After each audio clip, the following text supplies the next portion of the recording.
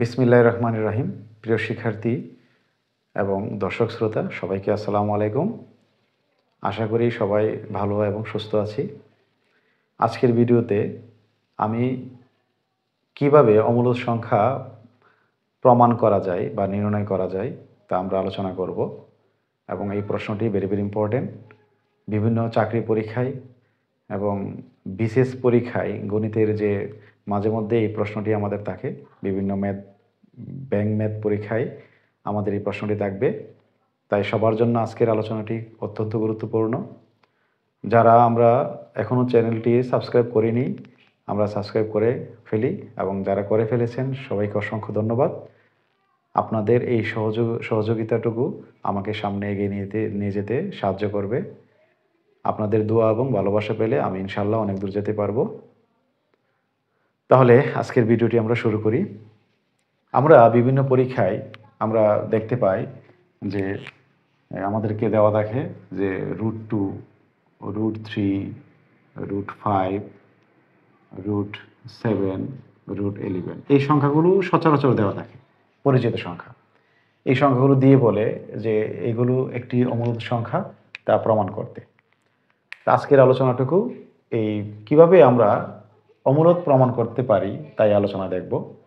আমি যে কোনো একটা নিয়ে কাজ করব। আপনারা একটা এই আজকের আলোচনা যদি বুঝতে পারেন তাহলে ইনশাল্লাহ সবগুলো, শুধু এই 4টা না, এই 5টা না, আপনারা শত শত যে অমূলদ সংখ্যা আছে তাদেরকে প্রমাণ করতে পারবেন। তাহলে বিষয়টা, কৌশলটা কি আমরা একটু দেখি।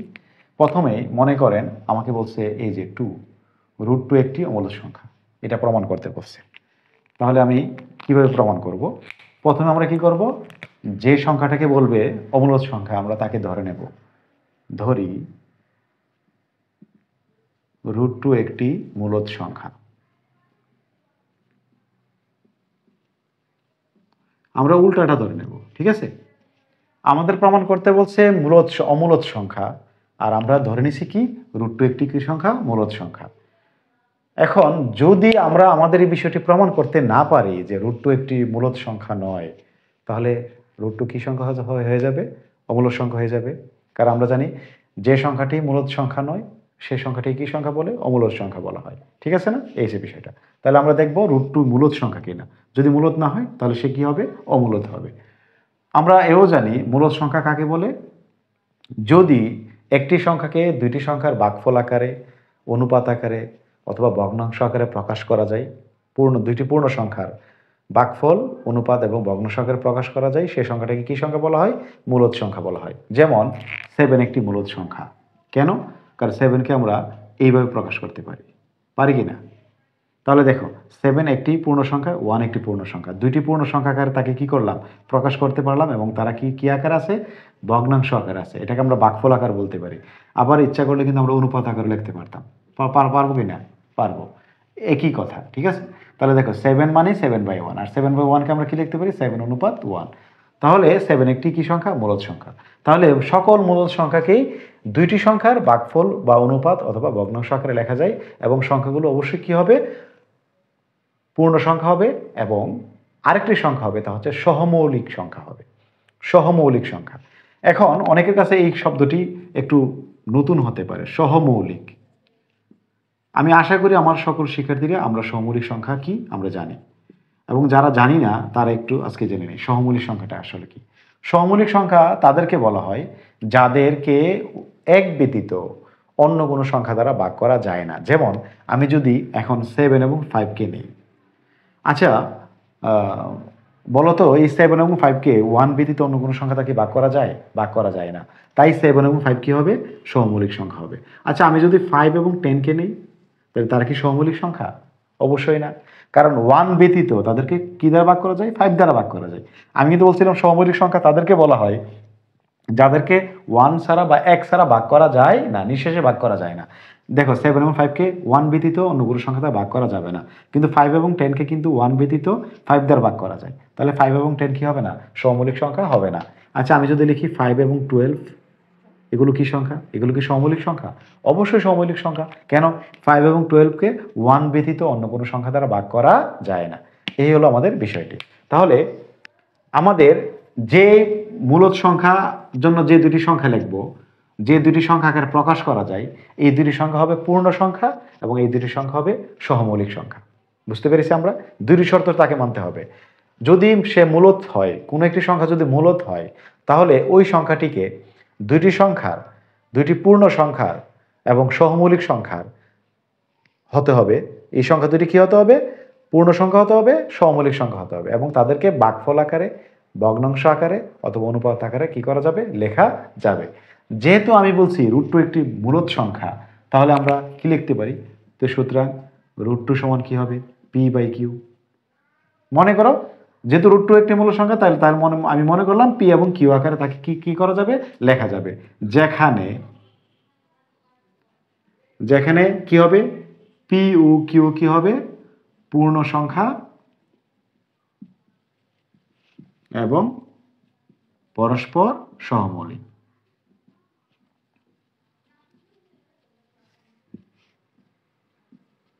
দেখো বুঝতে পারছো কিনা?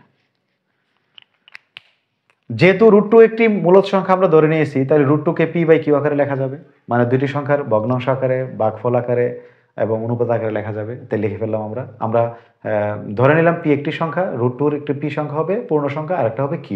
ঠিক আছে, আমরা ধরে নিলাম। এবং এই p/q কেমন হবে? পূর্ণ সংখ্যা হতে হবে এবং পরস্পর সহমৌলিক হতে হবে। তো সহমৌলিক মানে কি? p এবং q কে কমন, 1 ব্যতীত কমন কোনো সংখ্যা দ্বারা ভাগ করা, নিঃশেষে ভাগ করা যাবে না।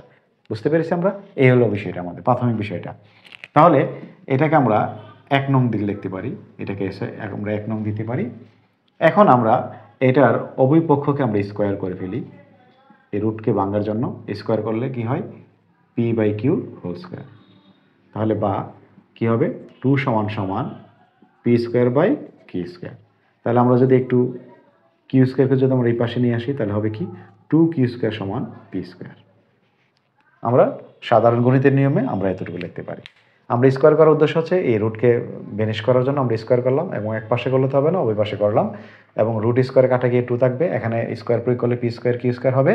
এবং আমরা যদি এই q²কে যদি আমরা পক্ষান্তর করি, তাহলে যেহেতু সে এখানে নিচে আছে, মানে ভাগ আকার আছে, এই পাশে আসলে কি হবে? গুণ আকার হবে। এই হলো আমাদের অঙ্কের সাধারণ নিয়ম, আমরা এতটুকু লিখতে পারছি। এবং আমরা এও জানি একটি গণিতের বা একটি অঙ্কের প্রত্যেকটি লাইনের মান কি থাকে? সমান থাকে। এই সমান চিহ্নের মানে কি? এখানে যে মান হবে 2q² মান যা হবে, p² মান কি হবে? তাই হবে। ঠিক আছে কিনা? কারণ 2q² মান যদি 10 হয়, তাহলে p² মান কত? 10। 2q² মান যদি 5 হয়, তাহলে p² মান কত হবে? 5। 2q² মান যদি 100 হয়, p² মান কত হবে? 100। যেহেতু সমান চিহ্নটা এখানে লিখছি আমরা। আচ্ছা বলো তো, এই 2q² এটা কি সংখ্যা? জোড় না বেজোড়? আমরা এও জানি প্রথম অধ্যায়ে কিন্তু আমাদের এই বিষয়গুলো আলোচনা করা আছে।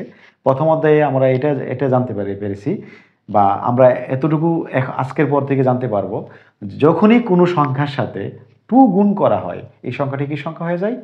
জোড় সংখ্যা হয়ে যায়। তাহলে দেখো তো, এই q² সাথে 2টা কি আকার আছে? গুণ আকার আছে।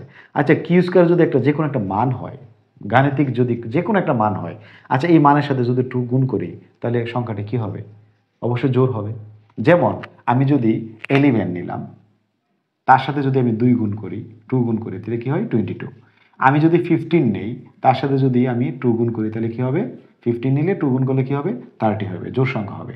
আমি যদি 7 নেই, তার সাথে যদি 2 গুণ করি, কি হবে? 14 হবে, জোড় সংখ্যা। শুধু এই 3টা না, পৃথিবীতে যত বেজোড় সংখ্যা আছে, এই বেজোড় সংখ্যাগুলোর সাথে যদি 2 গুণ করা হয়, এগুলো কি সংখ্যা হয়ে যায়? জোড় সংখ্যা হয়ে যায়। তোমরা কয়েকটা একটু দেখতে উদাহরণ হিসেবে তোমরা নিজেরা প্র্যাকটিস করতে পারো। আবার জোড় সংখ্যার সাথে যদি গুণ করি, তাহলে সেও কি হবে? জোড় সংখ্যাই হবে। যেমন 10 এর সাথে গুণ করলে কি হবে? 20 হবে। যদি 12 এর সাথে গুণ করি, তাহলে কি হবে? 24 হবে। তাহলে আমরা কি সিদ্ধান্ত নিতে পারি? তাহলে 2 যদি আমরা যে কোনো সংখ্যার সাথে গুণ করি, সংখ্যাটি কি সংখ্যা হয়? জোড় সংখ্যা হয়। তাহলে বলো তো, এখানে 2q² কি সংখ্যা?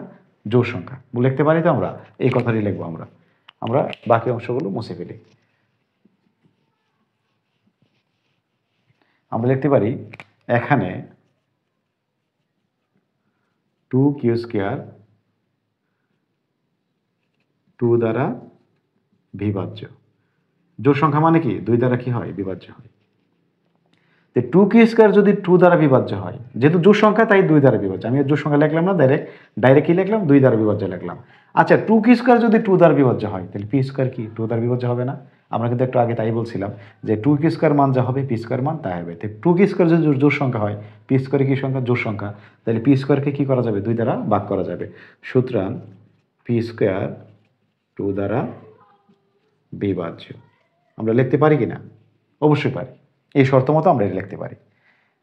আরেকটা বিষয়, যদি কোনো সংখ্যার বর্গের বর্গ বা কোনো সংখ্যার স্কোয়ার যদি 2 দ্বারা বিভাজ্য হয়, ওই সংখ্যাটিও 2 দ্বারা বিভাজ্য। বিষয়টা সেরকম, মনে করো আমি 4কে স্কোয়ার করলাম, কত পেলাম? 16 পেলাম। এই 16 যদি 2 দ্বারা বিভাজ্য হয়, তাহলে যে সংখ্যা থেকে আমরা 16টা পেয়েছি এই সংখ্যাটা কী হবে? 2 দ্বারা বিভাজ্য হবে। যেমন আমি যদি লিখি 10 স্কোয়ার, তাহলে কত পাই আমরা? 100 পাই। এই 100 যদি 2 দ্বারা বিভাজ্য হয়, তাহলে 10ও কী হবে? 2 দ্বারা বিভাজ্য। তো যেহেতু পি স্কোয়ার 2 দ্বারা বিভাজ্য, তাহলে বলতো এই শর্তগুলো মতো পি 2 দ্বারা বিভাজ্য হবে কিনা? লিখতে পারি কিনা আমরা? অবশ্যই লিখতে পারি। তো সুতরাং পি 2 দ্বারা বিভাজ্য। ঠিক আছে কিনা? তারা শর্তগুলো দেখো, 3টা লাইন দেখো। 3টা লাইন কিন্তু লিখছি আমরা এই লাইন থেকে। এই সংখ্যাটা জোড় সংখ্যা। কেন জোড় সংখ্যা? 2 দ্বারা গুণ করা হয়েছে। আর জোড় সংখ্যা মানে 2 দ্বারা বিভাজ্য। তো টু কি স্কোয়ার 2 দ্বারা বিভাজ্য। যেহেতু এই বাম পাশ 2 দ্বারা বিভাজ্য, তাহলে বাম পাশ ডান পাশ কি হবে? 2 দ্বারা বিভাজ্য হবে। আবার কোনো কিছুর বর্গ যদি 2 দ্বারা বিভাজ্য হয়, তাহলে ওই সংখ্যাটি কি হয়? 2 দ্বারা বিভাজ্য। আমরা এই শর্ত মতো এটা লিখতে পারি। এখন আমরা যে কাজটি করব, এইটা হচ্ছে আমাদের প্রথম ধাপ। দ্বিতীয় ধাপ হচ্ছে আমাদের এই যে 1 নংটা লিখেছিলাম, 1 নং থেকে 1 নংয়ের মধ্যে আমরা পির যে মানটা আছে, অথবা সরি আমরা এটাকে 1 নং দিতে পারি। এটা 1 নং, এটা 1 নং, আমরা এই অংশটাকে 1 নং দেব। এখন এই 1 নংয়ের ডান পাশে যা যা থাকবে, তোমরা যাই যে অংশটাই থাকবে তাকে তোমরা ধরে নিবা। তোমাদের যদি আমার এখানে যদি রুট টুর কথা বলছে, তা আমি এই অংশটাকে ধরে নেব, এই যে পিকে ধরে নেব 2c বা 2k, ঠিক আছে, বা 2a 2b 2mp, যা ইচ্ছা তাই ধরতে পারি। তো সচরাচর আমরা সি ধরে নিলে ভালো হয়। তো আমরা এই পিকে আমি 2c ধরে নেব। আচ্ছা, যদি আমাকে বলতো √3, আমি যদি √3কে নিয়ে কাজ করতাম, তাহলে পির বদলে কি ধরতাম? 3c। যদি আমাকে √5 দেওয়া থাকতো, তাহলে পির জায়গায় আমি কি ধরতাম? রুট আর পি সমান 5c। যদি √7 দেওয়া থাকতো, পির মান ধরতাম 7c। যদি 11 দেওয়া থাকতো, তাহলে কি ধরবো আমরা? পির মানটা 11c। বুঝতে পেরেছি এখন আমরা? যেহেতু আমাদের √2 সবসময় দেওয়া থাকবে না, √3 দেওয়া থাকতে পারে, √5 দেওয়া থাকতে পারে, √7 √11, যে বিভিন্ন সংখ্যা দেওয়া থাকতে পারে, √13 √15 দেওয়া থাকতে পারে।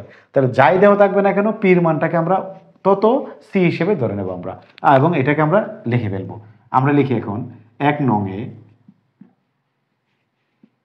নংয়ে পি সমান সমান 2c বসিয়ে পাই। আমরা 1 নংয়ে এবং এই মানটাকে পির মানটা 2c বসাবো এই 1 নংয়ের মধ্যে। তাহলে আমরা লিখি 2q স্কোয়ার সমান সমান 2c, তারপর কি আছে? স্কোয়ার আছে, মানটা বসিয়ে দিলাম।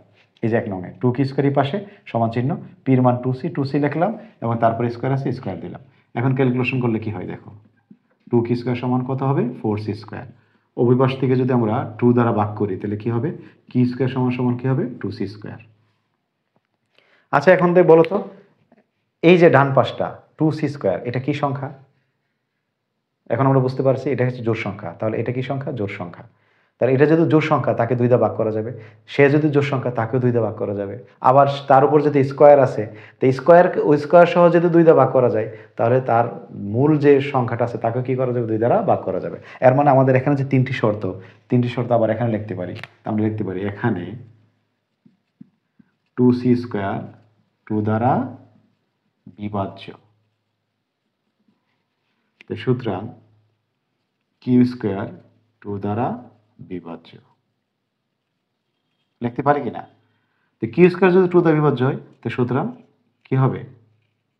কিউ 2 দ্বারা বিভাজ্য। আমরা আগে এই বিষয়টা আলোচনা করেছি।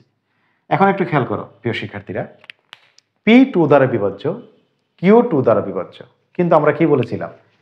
পি কিউ কি হবে? পরস্পর সহমৌলিক হবে। আর সহমৌলিকের সংখ্যা কি ছিল? 1 ব্যতীত অন্য কোনো সংখ্যা দ্বারা কি করা যাবে না? প্রকাশ করা বা ভাগ করা যাবে না। কিন্তু আমরা দেখতে পেলাম পি কেও 2 দ্বারা ভাগ করা যায়, কিউ কেও 2 দ্বারা ভাগ করা যায়। তাহলে কি আমাদের শর্ত কি ঠিক আছে? আর যে আমরা যে শর্ত দিছিলাম যে সহমৌলিক হবে, তারা কি আমাদের শর্ত মেনে চলছে? মানে নাই। এর মানে তারা আমাদের শর্তের এগেইনস্টে চলে গেছে, বিরুদ্ধে চলে গেছে, তো শর্ত বিরোধী হয়ে গেছে, ঠিক আছে না? তো আমরা এটাই এখানে লিখবো। এখানে পি ও কিউ উভয়ই টু দ্বারা বিভাজ্য। তো উভয় যদি টু দ্বারা বিভাজ্য হয়, তারা সমমৌলিক নয়, তাহলে কি √2 কি মূলদ সংখ্যা হবে? যা শর্ত বিরোধী। সুতরাং √2 একটি অমূলদ সংখ্যা। এই সে বিষয়টা। তাহলে আমরা অনেক সময় কি করি, যে উল্টুটো ধরেও আমরা কি করতে পারি, প্রমাণ করতে পারি। তা হচ্ছে এই আজকের প্রশ্নে আমরা বুঝতে পারলাম। তাহলে এই হচ্ছে আমাদের কোনো অমূলদ সংখ্যা প্রমাণ করার একটি কৌশল। বিভিন্ন কৌশলে করা যায়। যদি তোমাদের কাছে এই কৌশলটা যদি জটিল মনে হয়, তা আমি অন্য কোনো কৌশল নিয়ে আলোচনা করব। তাহলে তোমরা যদি এই বিষয়টা, এই আজকের এই আলোচনাটা যদি কয়েকবার দেখো, যাদের কাছে জটিল মনে হবে, কয়েকবার দেখার পরে দেখো, হেরে গেলে হবে না। আমরা যদি এই সামান্য একটা অঙ্কের কাছে হেরে যাই, তাহলে কিন্তু হবে না। এই অঙ্কটি কিন্তু ভেরি ভেরি ইম্পর্টেন্ট। আমার আমার চেয়ে বয়সে বড় যারা আছেন, আমি তাদের উদ্দেশ্যে বলতেছি, বা যারা চাকরি প্রার্থী আছেন অথবা যারা শিক্ষার্থীরা আছেন, সবার উদ্দেশ্যে বলতেছি, অঙ্কটি হচ্ছে ভেরি ভেরি ইম্পর্টেন্ট। ছাত্র জীবনে এই অঙ্কের যদি মর্মটা না বুঝতে পারি, যারা চাকরির জন্য প্রস্তুতি নিতেছেন তারা বুঝতে পারতেছেন এই অঙ্কটি কতটুকু দামি অঙ্ক। তাই সবাই এই অঙ্কটিকে আমরা জয় করব। জয় করার জন্য যদি কঠিন মনে হয়, আমরা কয়েকবার ভিডিওটা দেখি এবং লেগে থাকবো ইনশাল্লাহ। আমার দৃঢ় বিশ্বাস, যদি কেউ ভিডিওটি 2-3 বার করে দেখে, যদি খাতা নিয়ে প্র্যাকটিস করি, তাহলে অবশ্যই আমরা এই প্রশ্নটি আনসার করতে পারবো। আর যদি এই সংখ্যাগুলো দ্বারা যদি আমাদের ঝামেলা হয়ে যায়, আমাকে কমেন্টসে আপনারা জানাতে পারেন। আমি অবশ্যই আপনাদের কমেন্টসের উত্তর দিয়ে আপনাদের সমস্যা সমাধান করার চেষ্টা করব। সবাই আমার প্রতি দোয়া রাখবেন। আজকের আলোচনা এতটুকুই। সবার সুস্বাস্থ্য এবং দীর্ঘায়ু কামনা করে বিদায় নিলাম। আল্লাহ হাফেজ।